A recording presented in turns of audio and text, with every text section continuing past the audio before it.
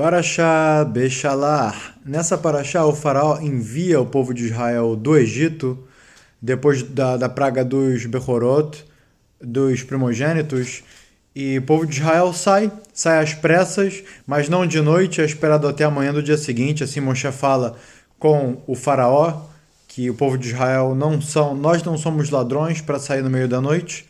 Então esperaram até amanhã do dia seguinte, assim eles saíram. E Hashem decidiu que o caminho que eles fossem tomar do Egito até a terra de Israel, que no mapa a gente observa que é uma rota que não deve demorar 40 anos, ela deve ser rápida. Só que Hashem quis que o povo de Israel contornasse todo o deserto, toda a parte onde era ocupada pelos filisteus, pelos filistim, né? É um nome parecido hoje em dia que a gente tem palestino, que eles ocupam até hoje a mesma área. E a gente vê que isso é até mesmo um tafkid, né? Uma função desse povo que ocupa essa área do sul de Israel, entre o Egito e Israel, que eles fazem, né, tudo que a gente conhece até hoje, toda essa revolta, essa guerra, essa insatisfação. É um povo que eles nunca vão... E não só nesse momento das atualidades, também a gente vê desde a época da saída do Egito, do povo de Israel da saída do Egito, e toda a história do Tanar também.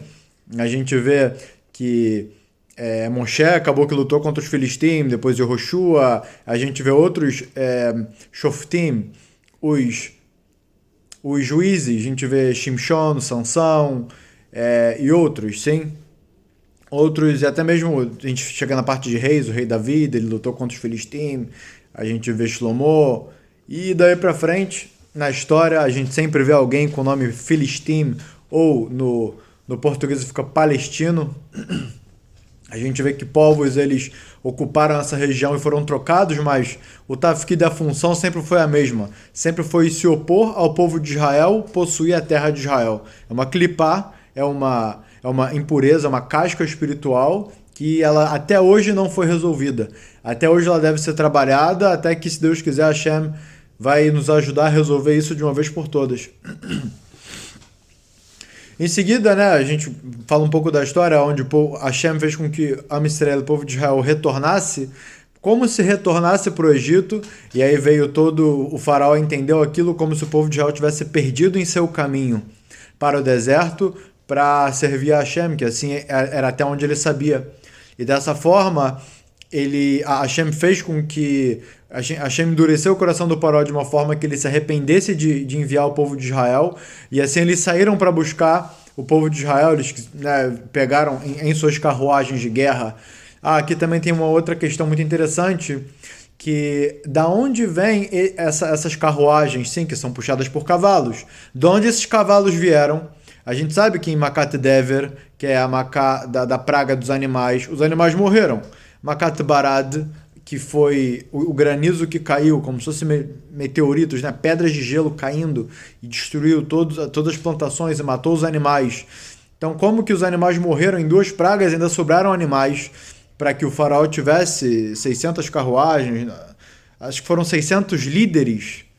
Tomou 600 carruagens com equipagem escolhida. Então está escrito 600 carruagens. De onde vieram esses cavalos para puxar todas essas carruagens? Talvez cada carruagem fosse puxada por mais de 2 cavalos, por mais de um, com certeza.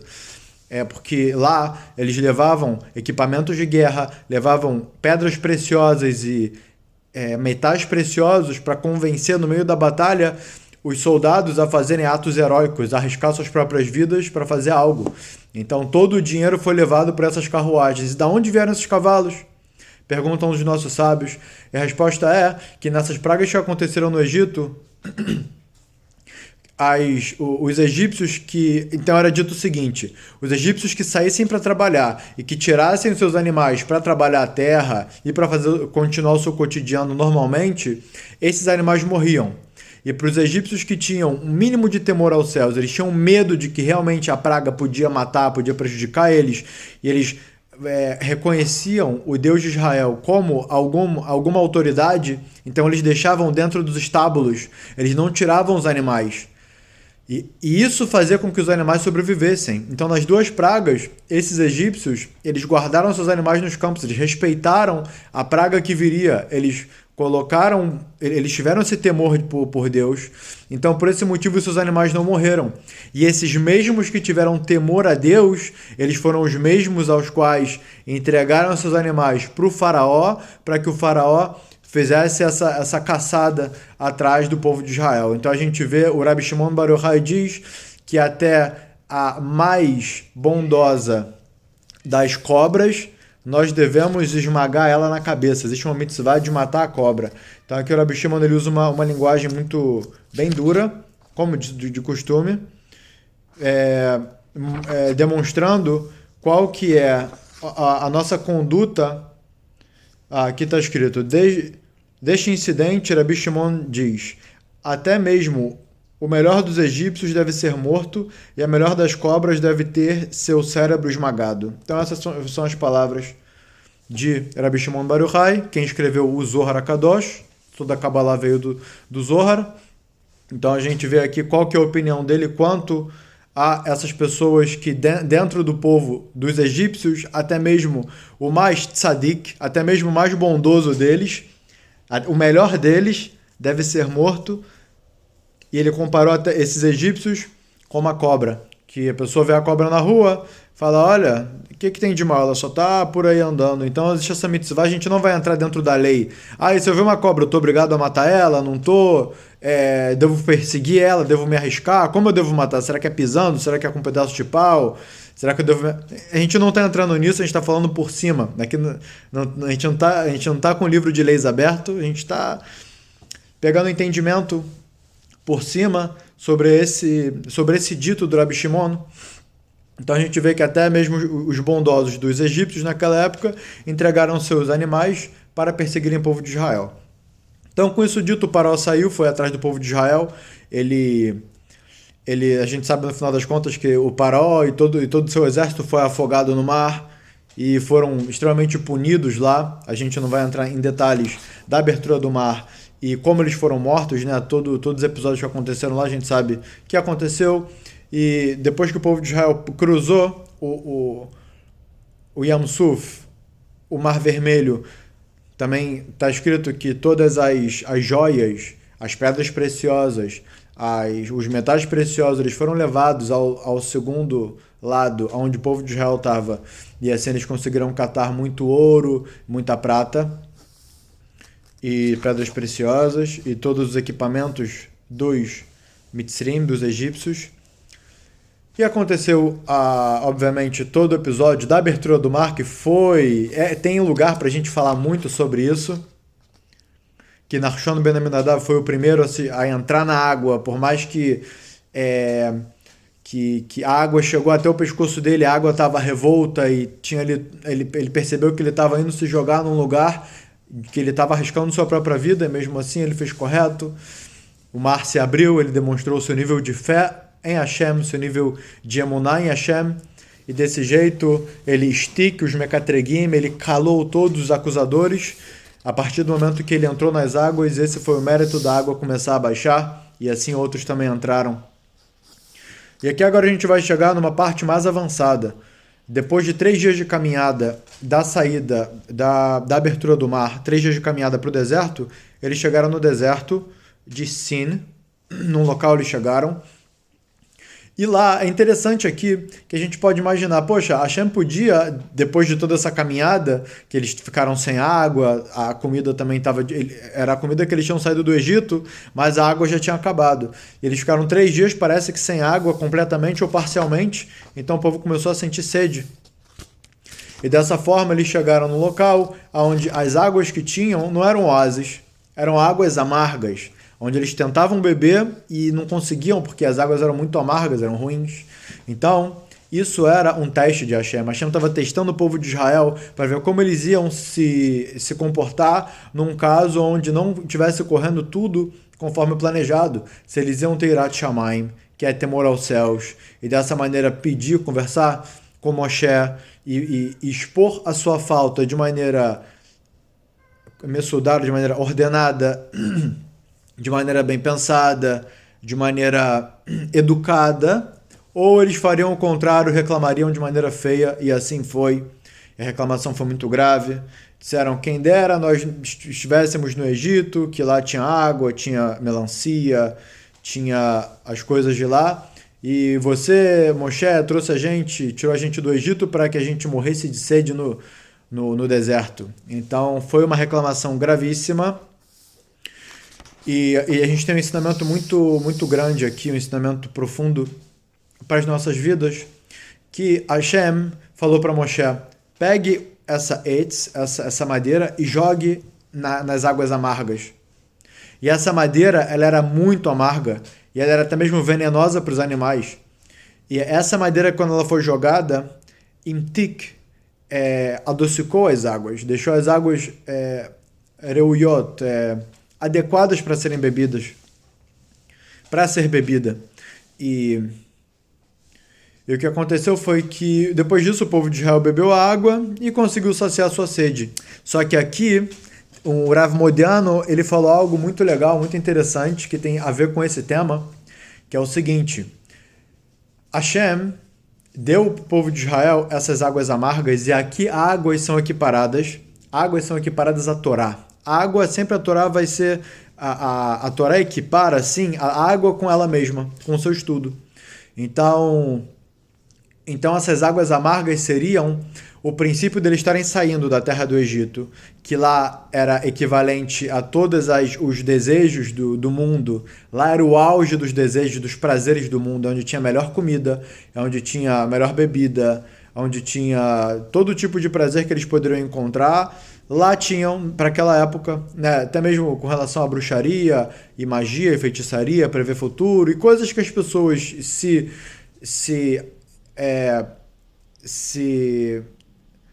eram muito curiosas, elas eram atraídas por esse tipo de conhecimento, elas queriam saber também o que acontecia e queria mudar situações de maneira sobrenatural. O que hoje em dia, coisas sobrenaturais pra gente, elas viraram naturais, né? Por exemplo, falar no celular com quem está do outro lado do globo terrestre, hoje em dia pra gente é algo natural. Antigamente existia também esse modo de alcançar esse feito, né, por telepatia, etc. Mas era de maneira sobrenatural pra gente hoje em dia, mas era o natural pro pessoal naquela época. As coisas, elas se transmutaram, de certa forma, se modificaram de lá pra cá. Então, continuando, o que na verdade, dentro dessa explicação do Rav Modiano, ele explicou pra gente? Ele trouxe que as águas estavam amargas e elas eram comparadas à Torá. No que tange ao estudo da Torá no início, é amargo. Ninguém vai ter prazer no estudo da Torá, assim como ela tem quando ela vai comer um prato com steak, com uma comida cara, ou quando ela vai... Um segundo. Ou quando ela vai num sushi, e vai comer um sushi, ou quando ela vai num show, ou, deixa eu pensar, coisas que tem no mundo hoje em dia, ou vai no jogo de futebol, ou ela liga a televisão para assistir um filme, uma novela, não sei, cada um com o que tá acostumado, né, com o que foi acostumado em seu passado. E então a pessoa vai sentar, ela vai ligar, ou ela vai fazer o que for, e ela vai começar a ter prazer daquilo. Já com a Torá, já não é assim tão simples e tão fácil. O princípio dela é mais difícil, o princípio dela é amargo. A pessoa que ela vai começar a estudar, ela vai encontrar muitas lições que para ela não vai ser algo muito doce. Ela vai descobrir muitas coisas, muitas questões que ela deve consertar. E isso não é doce para ela. Ela vai ter essa amargura de perceber que ela é uma pessoa errante. Em certo aspecto, obviamente, todos nós temos espaço para nos aperfeiçoarmos, e a gente vai sempre encontrar no estudo da Torá aonde a gente vai conseguir se aperfeiçoar, ou seja, a gente vai ver um ponto negativo na gente, isso é amargo, isso não é doce. Então esse já é um entendimento que a gente deve se acostumar com esse gosto, e no final esse gosto vai ser o mais doce de todos, vai ser o melhor de todos, que a gente vai conseguir encontrar o nosso conserto. Porque para o nosso gosto, que estamos acostumados com coisas docinhas, compra um bombom e bota na boca, já é gostoso. Só que o bombom, no final das contas, dá para a pessoa diabetes, a pessoa fica doente. O açúcar no corpo da pessoa causa um estrago, vira uma toxina. Agora você pega um alface para comer, o alface é amargo, só que o corpo vai funcionar perfeitamente. Você pega outras ervas, outras folhas para comer, o corpo vai funcionar maravilhosamente. Vai inclusive ser detox, vai desintoxicar a pessoa. Porém, o gosto vai ser amargo. Não vai ser aquele docinho de bombom, não vai ser aquela calda de chocolate. Que no final das contas vai intoxicar a pessoa, vai fazer mal para a pessoa, por isso ela tem que comer sempre pouco. Agora, se for salada, ela pode comer 3 vezes por dia salada, que vai ocupar pouco da barriga dela. Vai ser super saudável para ela. E a segunda parte da explicação das águas amargas, que é muito legal, que aqui é o tipo de árvore que foi lançado lá dentro. Foi o arduf, foi um tipo de árvore que ela é muito amarga e ela é até mesmo venenosa para os animais. Então, quando Moshe lançou, de acordo com essa explicação, sim, quando Moshe lançou essa árvore lá, essa madeira na água, a água ficou ainda mais amarga, ficou ainda mais difícil de beber essa água. Então, o povo de Israel foi tentar beber a água, ficou pior ainda, você veio para ajudar a gente, atrapalhou e piorou ainda mais nossa situação. Uau, tá péssimo, agora que a gente não consegue beber mesmo. Aí ficou mais horas lá, essa madeira, até que Moshe tirou essa madeira de lá depois, e aí as águas ficaram doces. Aí eles beberam e falaram, agora a água tá boa, uau, dá pra beber. Encheram seus cântaros, né, de água, seus cancanim, e levaram para sua viagem, ficaram muito felizes. Na verdade, a água não ficou doce. Simplesmente o que ficou muito amargo mudou o ponto de vista deles, mudou a perspectiva deles.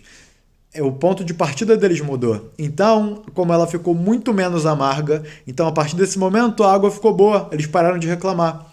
E essa é a chave, e daqui a gente vai entender uma chave de entendimento para as nossas vidas, que é o quê? Quando nós temos os nossos méritos e os nossos deméritos. Dentro disso,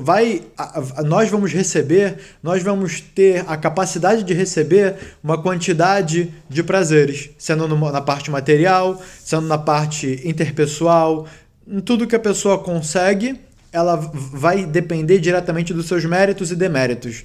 Então, a Hashem sempre vai analisar esses méritos e deméritos de uma maneira na balança, e a Hashem sempre vai dar para a pessoa um pouquinho mais do que ela merece.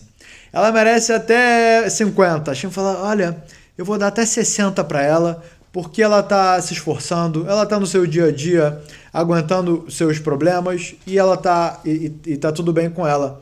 Quando a pessoa agradece para Hashem, mesmo com as coisas amargas que ela está tendo na vida, então a Hashem fala, quer saber? Deixa eu anular essas partes ruins aqui, como ele só está enaltecendo o que é bom, eu vou dar logo 100 para ele merece 50, ele vai ganhar 100. E o que acontece? A pessoa começa a reclamar.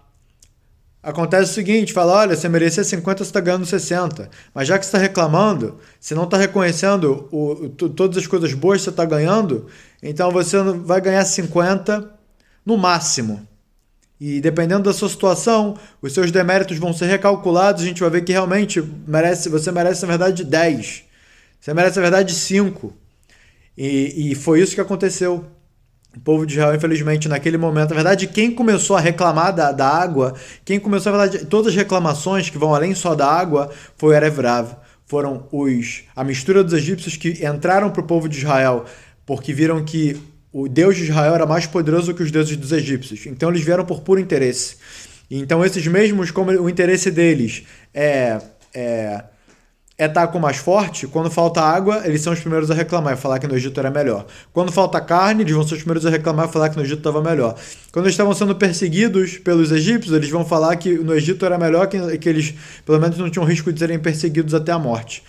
Então, infelizmente, alguns outros do povo acabaram escutando essa reclamação e aderindo a ela. E isso foi um pecado. E o que aconteceu foi que, quando eles reclamaram da água, a Hashem falou, vocês têm água e estão reclamando dela, então agora eu vou botar para vocês um problema muito maior, e agora vocês vão passar a reconhecer que o que vocês tinham antes estava maravilhoso. E assim foi. Então, que eles mereciam 50, eles acabaram recebendo 10, que ficou ainda pior. E só depois que foi retirado aquela madeira, que eles tiveram, de novo, essa perspectiva dos 50 que eles recebiam, era maravilhoso, já era suficiente para agradecer. E tem muitos exemplos para dar para isso. Por exemplo, uma pessoa que ela tem um parente seu, sendo um filho, sendo alguém da família, que foi descoberta uma doença grave nela. E agora ela precisa passar por um tratamento super difícil, de hemodiálise, que seja, ou de outros tratamentos que são muito custosos e dolorosos para a pessoa. E agora tem que ir atrás de dinheiro, tem que suportar essa grande dificuldade. E aí, depois de um ano, a doença foi embora. Quando a doença foi embora, todo mundo passou a agradecer, a família inteira agora está agradecendo. Todos os problemas que a família tinha antes, que era financeiro, que era de um brigado com o outro por questões familiares, e tudo que tinha, que o pessoal reclamava, desapareceu. Porque foi jogado ali dentro um arduf, uma árvore extremamente amarga e venenosa para os animais. E quando foi retirado aquela amargura extrema, todo mundo ficou feliz e todos os problemas que tinham antes parece que nunca existiram. Então por que não nós que temos a nossa família, temos nossos amigos, temos nossa vida, temos nossa fonte financeira, temos nossa situação de saúde, por que agora a gente não está agradecendo muito para Hashem? Por que agora a gente não está cada vez mais enaltecendo Hashem e fazendo cada vez mais atos que vão angariar para a gente mais méritos? Estudar a Torá, contribuir para o mundo, agradecer ao próximo, falar com respeito com o próximo. E quando a gente tiver uma dificuldade, principalmente, não reclamar para Hashem nunca. Sempre agradecer para ele e pedir de maneira correta. Se o povo de Israel tivesse pedido, Hashem, estamos com sede, por favor, pode dar água para a gente? Olha, a gente veio para cá, pode começar a lembrar de méritos. Viemos do deserto, fomos perseguidos, por favor, tem como dar água pra gente? Falar de uma maneira, com argumentos e de uma maneira educada, assim Hashem vai dar e de muito bom grado, e não vai dar com maldição. A gente vê que foi dado com maldição a solução, deixou o problema muito pior para depois tirar e aí virou a solução. E Hashem podia, se tivesse sido pedido de bom grado, Hashem teria dado de maneira também de bom grado. Sabe-se lá a maneira, talvez fosse chover e a água da chuva caísse de maneira que fosse mais doce, mais gostosa, até mesmo daquelas águas amargas que eles tiveram que se acostumar. Então, fica de lição pra gente tomar cuidado com as nossas faltas, a maneira que a gente vai tirar isso da boca, não como reclamação, e sim como pedido educado e organizado, para que Hashem não jogue, Deus nos livre, um arduf, uma água, uma madeira amarga para que deixe, Deus nos livre, a vida da pessoa ainda mais amarga, para só depois de tirar esse problema que a pessoa passe a agradecer, que a gente não precise disso e já possamos agradecer logo de agora, logo no momento presente.